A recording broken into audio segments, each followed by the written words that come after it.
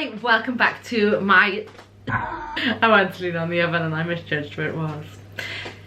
Hi, welcome back to my channel. If you're new around here, my name's Leanne and I'm very clumsy. For today's video, I thought I would share with you how I make my traditional gravy from scratch using the juices of the meat. This can be adjusted for whatever meat you're cooking. It really doesn't matter what meat you're cooking, or you can do it with onions fried in oil, and you can put whatever you want in your roast. So I'm just doing it for a chicken that I've roasted today with some onions in the tray. For years, I had no idea how to make traditional gravy. I hated gravy granules. I find they leave like a powder at the roof of my mouth.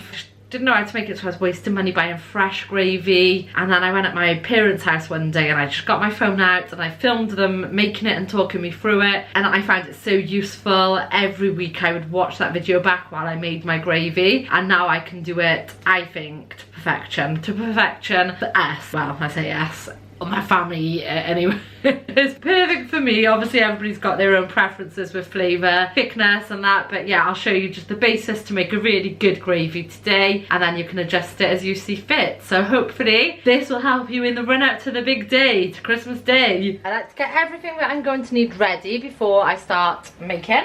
So in here I have 2 chicken stock cubes, just mixed into boiling hot water. My parents actually only use 1 stock cube, but I like 2. And then I have my flour. This is just plain flour. I've got a spoon for the flour and then a spoon to mix this with. This is what the chicken was cooked in. I've taken some of the juices out and put them onto a baking tray where I will be doing my roast potatoes, because I like to cook them in the juices. And then this is what is left for the base of my gravy. Whatever meat you cook, your turkey if it's Christmas Day, beef, whatever meat you cook, you can use the fats from it. You can either make your gravy in the thing that you cooked your meat in, or you can just pour the juices from your roasting tray into a saucepan and make the gravy in there, whichever you prefer. This is just heating back through now because the chicken's been resting for a while and I want it nice and hot to cook my flour. If you're not doing meat, you can just chop up some onions, fry them up in some olive oil. I like to add some salt and some garlic when I'm doing that, and then that can be the basis for your gravy. And yeah, whatever flavours you want in here. Like, I was actually going to put some lemons in with my chicken today, but Tesco sent me some limes instead,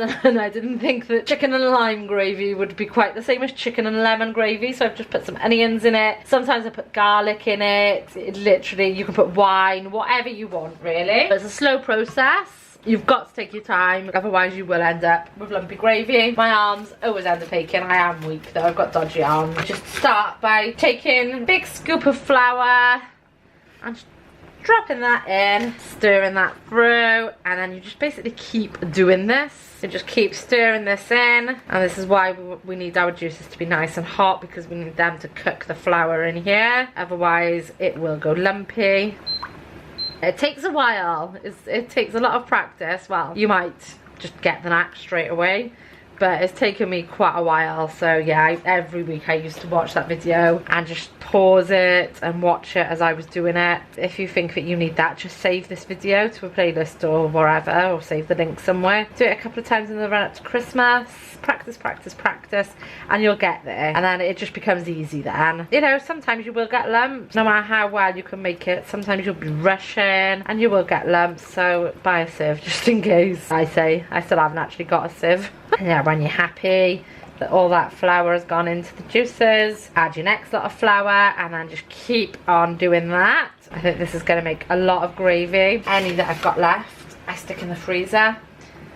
And then you just defrost it. I'm not organised enough to get it out the night before to defrost it, so I'll tend to put it in a freezer bag, pop it into some hot water just to loosen it up off the bag a bit, and then put it in a saucepan, heat it back through quite slowly, and then it will go lumpy, but just make up some stock and then just keep stirring it through with a whisk. And then yeah, you've got good to go gravy. If I've got any left over from today, I'll be freezing it, especially if it turns out nicely, and then, well, it's a backup then, isn't it? If my Christmas dinner gravy goes wrong, or just if I'm fancying gravy with something and I can't be bothered to make it, it's just nice to have a nice stock of fresh, tasty, homemade gravy in the freezer. So much better than granules. Looks gross. It's full of fat. It's not the best for you, but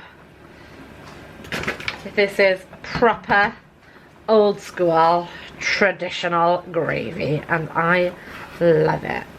Should probably cut down on the amount I have, mind. Oh, I need to lose weight. Just bringing it all down off the sides into the mix. A silicone spoon is lovely for making gravy with as well. It's actually cracked somewhere. I need to buy a new one. Yeah, I really love this in this pan with this spoon. I think like that's another thing for it as well, is finding like how you like to cook it, like the perfect spoon, the perfect pot. That makes a big difference. And yeah, now since I've got this spoon and this pot, my gravy is just I just find it so much easier to make and so much nicer. I always make a mess. I always get flour everywhere. It's really satisfying doing this. But yeah, my arm's starting to ache now already. But you know, once you start it, you've got to see it through. You can't just take a break. It doesn't work like that. It's very demanding, this gravy is. If the baby wakes up now, it's tough. She's gonna have to stay there. And every time it always looks like, oh, I've put too much flour in, it's not going in. But it does. It just gets harder to mix in the further you get along. So I'm happy with that now. My flour and my fat mixture. This is where you start adding your stock in. Like I said, I've just got 2 chicken stock cubes in here. So you just pour this in, like the flour, just a little bit at a time. Stir it in. That is the key with this. It is just little. If you go and pour too much flour in, too much stock in, you'll ruin it. Yeah, just a little bit at a time. Gently doing it. Lower the temperature by 1 because it's starting to stick on the bottom a bit. Just looks silky smooth. And that's how you want it to look, nice and silky. Stepping to Christmas with me, yeah. I always feel like really like I've achieved something when I do a good gravy. I think it's like just because I've gone so long not knowing how to make it properly, and it's something that I've always wanted to do. Like Christmas has gone past, I've ordered takeaway Christmas dinners because I couldn't do the gravy. I bought fresh gravy. I've had my parents make the gravy and bring that with them, and I've cooked everything else. So it's so nice that this year I'll be able to cook the gravy. I'll be able to do absolutely everything. Such a grown-up now I am. At the ripe old age of 34, finally a grown-up. Still looking nice and silky and smooth. Obviously we've got chunks in this one because I left the onions in it, but there's no like lumps in it. Like lumps of clumped up flour is what we want to avoid. Someone needs to like bring out, not like a whisk, but like, I don't know, just a self-stirring spoon. One that does it gently and with love. Not a whisk that comes in and goes, like, looking at this, I think I am going to have to make it more stock. I think this is going to make a lot of gravy. Building up that freezer stash, she says. With none in the freezer at the moment. Starting a freezer stash. The chicken, when it was cooked, it had sea salt on it. That flavour will have gone into this juice as well as the chicken flavour and the onions. So I don't add salt in until the end because obviously the stock has got salt in it as well. So at the end I'll taste it. Sometimes I need to add extra salt, but most of the time I don't bother. Mostly it's salty enough. Yay, it's going really well. And obviously I'm not saying that my way to make gravy is the right way either. Some people make it completely different to me, but this is just how my family makes our gravy. It's traditional to us. It's like how my nan made it, it's how my mum's made it, it's how I've always had it, how I love it. So yeah, you may be watching me doing this and thinking, what the hell is she doing? But this is how we do it.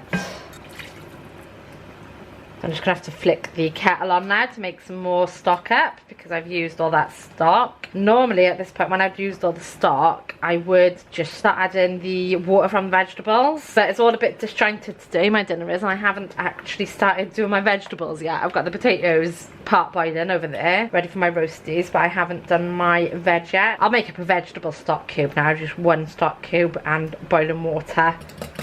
I just do a full jug of stock each time because I'd rather have too much stock than not enough. I always wonder, like, who was the person who decided that our gravy had to be brown? When I use beef oxers, obviously it goes brown, but when I do chicken gravy with chicken stock, I always have to, well, I don't have to, but I always add gravy brown in because who has white, well, yellow gravy. No one has that. Why was it decided? Or is it just because traditionally people did beef gravy with beef stock? Or I don't know. Can you imagine, like, if I just served this up to my kids, this kind of gravy, they would just throw it at me probably. It's really starting to take shape now. Like when you first start, you think, how is that going to be gravy? As you progress, it really does take shape. I almost always have a can of Diet Coke by next to me when I'm making this, because it just stood here for ages. It's hot, obviously, the oven's on, everything's on. So yeah, I always have a drink by me. But on Christmas Day, it won't be Diet Coke, I can tell you that now. It'll probably be, oh, what will it be? Snowball, maybe? Baileys? Maybe a glass of wine or lager? Oh, so much choice.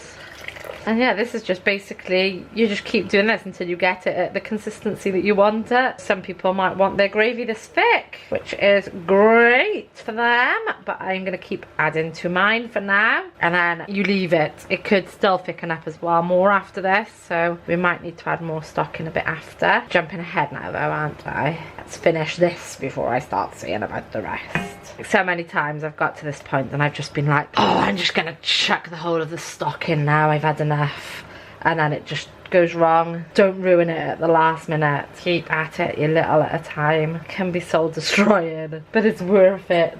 See, there's my last bit of stock now, and look at it. So good. I'm just gonna add some gravy browning. God forbid we have yellow gravy. With the gravy browning, I just add a bit at a time as well. Surprising how a little bit goes a long way with that. A little bit more in. So there we have it. That will do for now. I'm just going to taste this. Then I'm going to leave it to simmer. Give it a stir every now and again because it gets skin on it if it's left for too long. But if it does get a skin on it, that's fine. Just stir it in and it'll disappear. It might thicken up a bit, or I might find that it's actually too thin. If that's the case, I just add some corn flour or sauce flour to it to thicken it back up. I forgot to mention cooking temperatures. My induction hobs go from 1 to 9, but I was starting it off, I had it on 7. When it started sticking, I turned it down to 6, and now it's just simmering away on a heat of 4. Starting off on the hot end of medium and then going down to the low end of medium. This has been simmering away probably for about an hour now because I've just left it while I've been doing other things, and as you can see, it has thickened up a little bit.